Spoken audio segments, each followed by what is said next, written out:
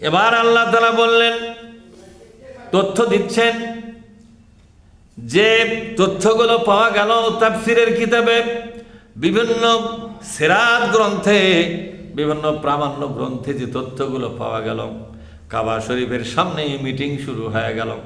সমস্ত নেতারা উঠে উঠে তারা সমস্যার কথা বলল। সমস্যা কিচ্ছু নয়, বর্তমান সৌদি আরবে আমাদের সব দলের জন্য একটাই সমস্যা, সেটা হলো আব্দুল্লাহর বেটা মোহাম্মদ, ওই বলে বড় সমস্যা। নাউজুবিল্লাহ বলেন। এই আব্দুল্লাহর বেটা মোহাম্মদের কাছে আমাদের দলের কিছু লোক যায় বসে। 2-4 দিন বসার পরে কি যে শোনে আর কি যে বোঝে, বলেন বলেন, কি যে শোনে আর কি যে বোঝে। আপনারা এখন কি শুনতেছেন? এখন কি যে বুঝতেছেন? কোনটা বুঝতেছেন? এই কথাটা ওরা বললো নেতারা। আমাদের দলের লোকেরা, এলাকার লোকেরা, অঞ্চলের লোকেরা গোপনে মোহাম্মদের কাছে যায়, যা কি যে শোনে আর কি যে বোঝে। শোনার পরে, বোঝার পরে ফিরে আসা বলে, না রে না, আমরা তোমাদের দল আর করব না, আমরা আল্লাহর কোরআন কায়েমের পার্টি করব। কি বুঝে এলো?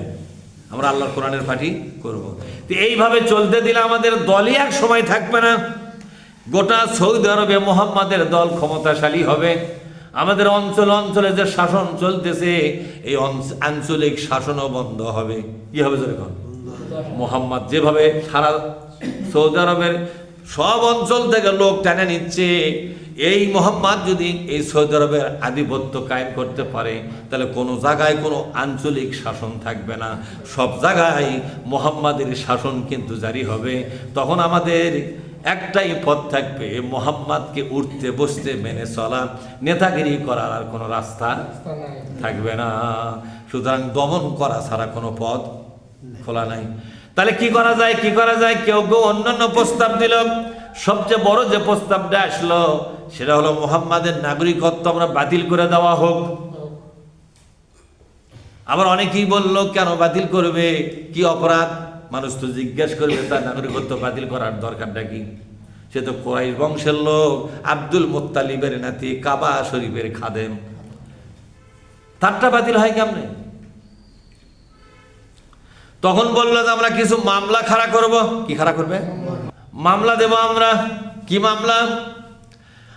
যুব সমাজকে নষ্ট করতেছে, 1 নম্বর মামলা। যুব সমাজকে নষ্ট করতেছে,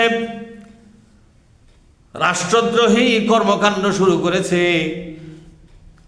গোটা সৌদি আরবে বিভিন্ন অঞ্চলে ক্যাসাল গন্ডগোল তৈরি করে দিচ্ছে। লোকটা ফেতনাবাজ। লোকটা কি বাস? এই ফেতনা শুরু হয়ে গেছে। তার কারণ আমাদের এলাকায় মোহাম্মদের কাছ থেকে যায় সবগুলো জ্ঞানী লোকেরা বলতেছে, আমরা বলে ভুল পথে আছি, আমাদের ধর্ম বলে ভুল, আমাদের ইবাদতগুলো ভুল, আমাদের দল করা ভুল, আমাদের পার্টি করা ভুল, খালি ভুলই বার করতেছে। তাহলে আমরা মারামারি কামড়াকামড়ি করব। এই ক্যাসাল লেগে দিল একমাত্র আব্দুল্লাহর বেটা মোহাম্মদ। আমরা বলবো সাল্লাল্লাহু আলাইহি ওয়াসাল্লাম। সুতরাং এই 2-4-5টা মামলা দিয়া তার নাগরিকত্ব বাতিল করা হোক। ওটি প্রস্তাব, ওটি পাশ। ওটি প্রস্তাব কি জন্য পাশ হলো? তো সেই সময় বিধানটা ছিল, যাই গোত্র প্রধান তাই হলো বিচারক, তাই শাসক, তাই আবার বিচারক। তাহলে ওরাই বিচারক, ওরাই শাসক। তাহলে পাশ আবার কোন জায়গায় করা লাগবে? ওখানে পাশ হয়ে গেল রাতের বেলা। তাও কোন জায়গায়? কাবা শরীফের সামনে। কোথায়? বলতো মোহাম্মদ সাল্লাল্লাহু আলাইহি ওয়াসাল্লাম তিনি কার নবী? মোহাম্মদ সাল্লাল্লাহু আলাইহি ওয়াসাল্লাম আল্লাহর নবী। এই কাবা ঘরের মালিকটাকে আল্লাহ, আর তারই নবীকে নাগরিকত্ব বাতিল করতেছে, তাও তারই ঘরের সামনে দাঁড়িয়ে থাকে। আল্লাহ সহ্য করবে? আমারই ঘরের সামনে বসে থেকে মিটিং করে আমারই নবীকে উচ্ছেদ করতে চায়, এই এলাকার থেকে বিদায় করতে চায়। বলছে যে আগে নাগরিকত্ব বাতিল করা হোক, এরপর পরের দিন তাকে ধরে এলাকার থেকে আমরা বার করে দেবো। হয় নিজে নিজে চলে যাবে, নয় আমরা সবাই মিলে ধরে বাগড়ে এলাকার বাইরে ফেলে দিয়ে আসবো। যাইছে যাই, হায় যাক। দেখছেন কত বড় ভয়াবহ ষড়যন্ত্র। কে ভালো লোক বলে বিপদ উৎপন্ন না। অনেক লোক শয়তান মার্কা কিছু লোক আছে না, নাই জোরে কথা, তারা বলে কি বলে না যে ভালো লোক বিপদ করবে কেন, ভালো লোক মামলা করবে কেন? তো মোহাম্মদ সাল্লাল্লাহু আলাইহি ওয়াসাল্লাম যে মামলা করলো, মোহাম্মদ খারাপ লোক ছিল? কথা কয় না, মোহাম্মদ সাল্লাল্লাহু আলাইহি ওয়াসাল্লাম খারাপ লোক ছিল না ভালো লোক ছিল?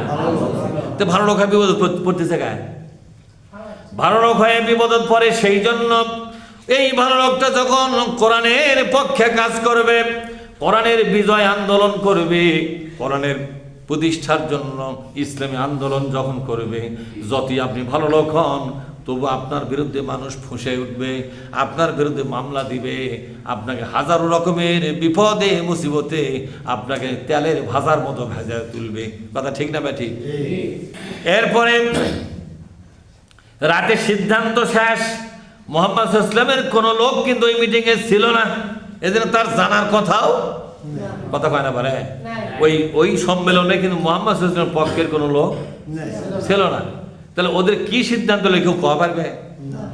আল্লাহ কি বললেন?